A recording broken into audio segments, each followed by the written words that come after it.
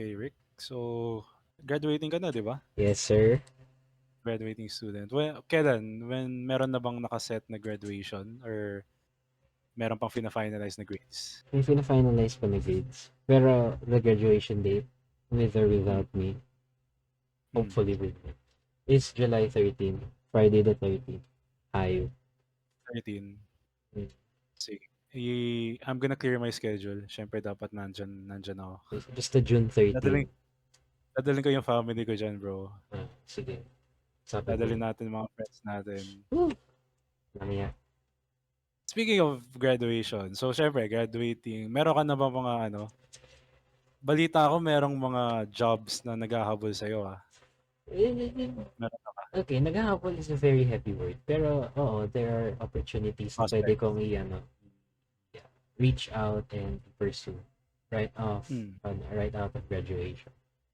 Not to put too much details out there, pero meron akong work from home option, meron akong uh, option na, actually dalawa yun, dalawang option na born from connections. One Hmm. of them might be a very convenient job for me kasi I'm Right. really, I'm really good friends with the guy. Pero, Hmm.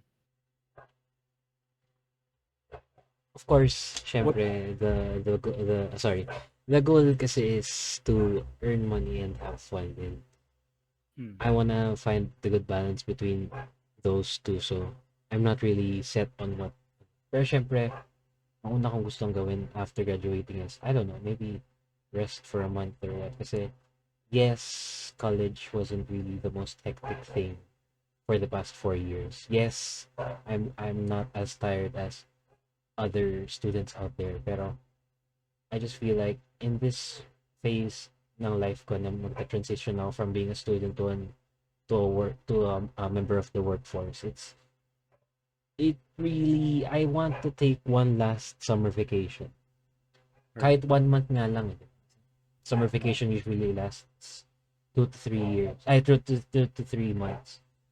I just want to take a month off and mentally prepare myself.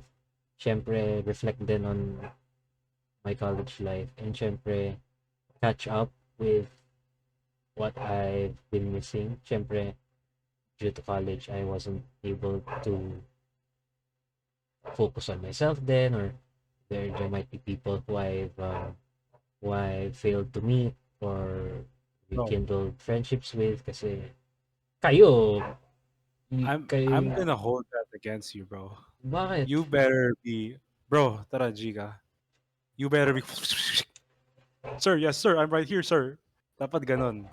Here's the thing, kung papayagan ako mag-break ng after Ng one college, month.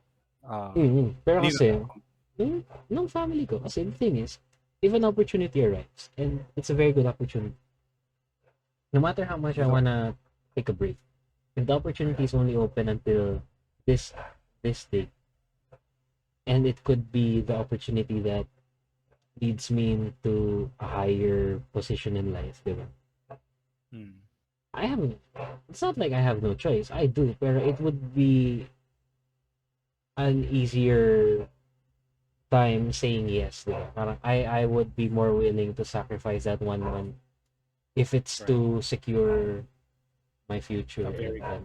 oh, it's That's very ano rin, it's just very scary din kasi what we're talking about is gonna happen in a month or two.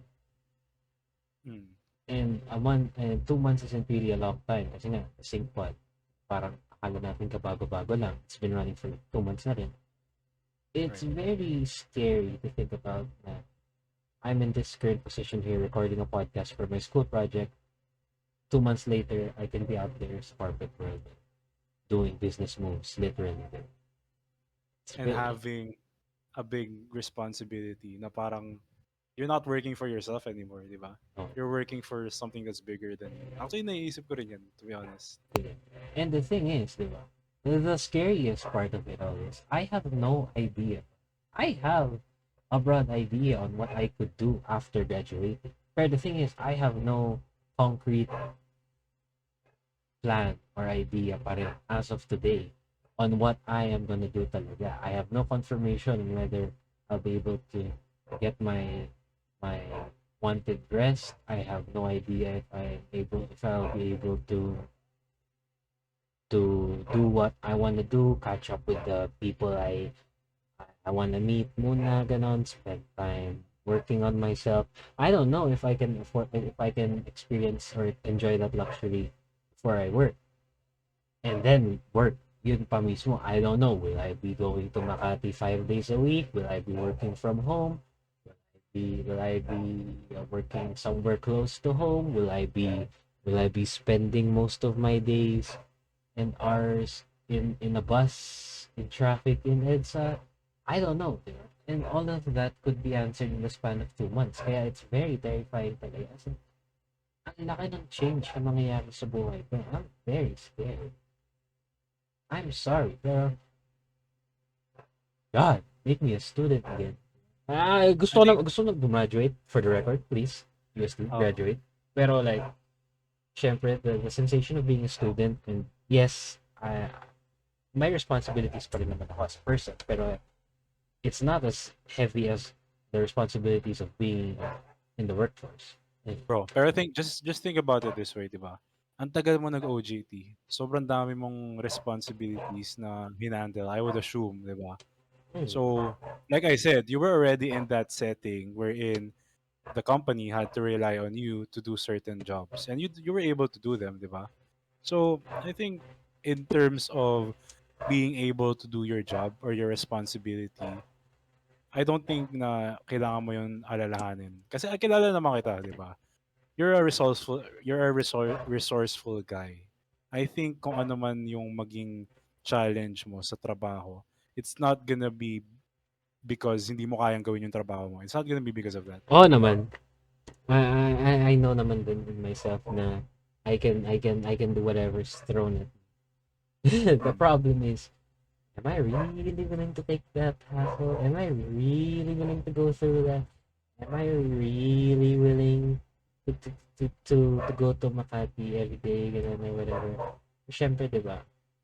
I don't know the answers now. And all I can do right now is to, siyempre, una, pray.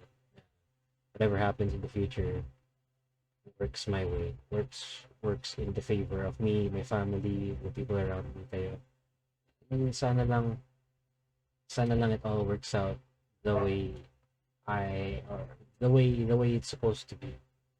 Kasi, yun nga, as you mentioned, kaya ko naman. Pero, I don't want my job to be at the expense of myself. Kasi, for example, na-mention mo yung OJT. Oh, nag-OJT nga ako. And yes, I was able to do what I was tasked to do.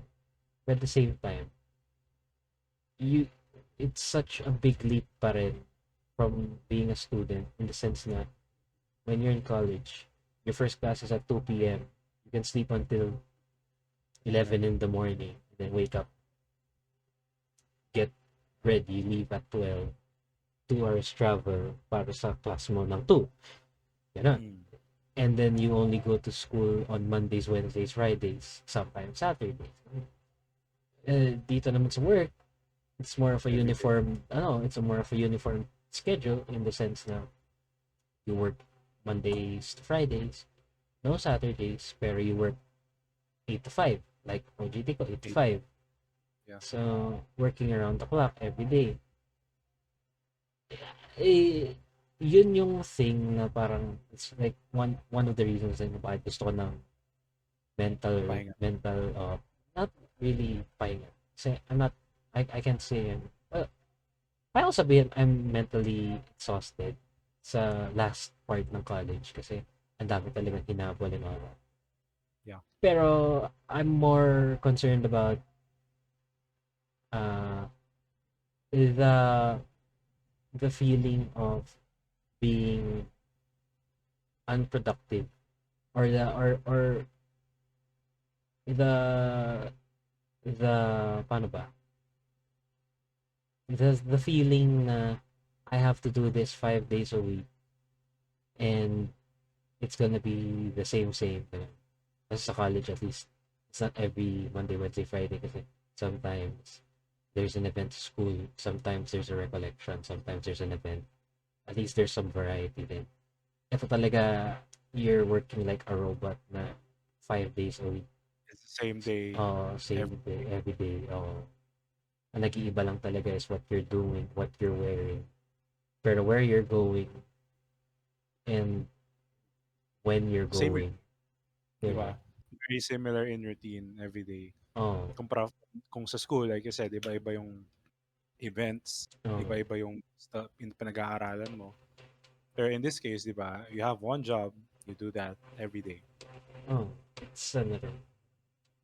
Pero the thing that's ano na lang, or the thing that I'm focusing on right now, syempre, is focusing on my graduation kasi I'm looking too far into the future even though na 2 months na lang.